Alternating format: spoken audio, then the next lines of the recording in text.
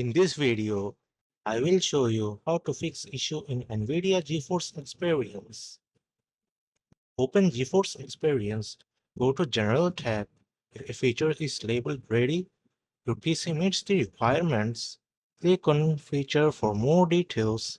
Some laptops may not be supported. The next step is to check the game compatibility. Visit the Nvidia supported games page.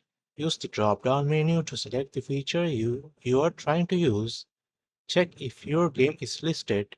Even if it's not listed, it may still be supported.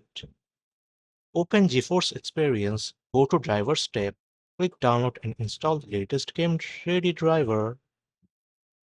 To reinstall the driver, open GeForce Experience, select Drivers at the top, click the three dots next to the current driver, choose Reinstall and run an express installation. The next step is to enable experimental features. Open GeForce Experience, click the gear icon at the top, find the About section, check the box to enable experimental features. The next step is to close OBS or other recording software. Some apps like OBS can interfere with GeForce Experience. Close any recording software and restart the game.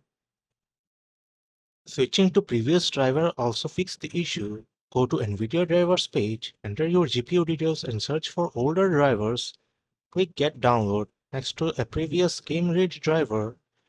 Download and install it using Express installation. Another step is using full screen mode. Switch to game to a full screen. If already in full screen, switch to windowed, then back to full screen. Another method is to enable desktop capture mode. Open GeForce Overlay by pressing Alt and Z. Disable instant replay. Click the gear icon for settings.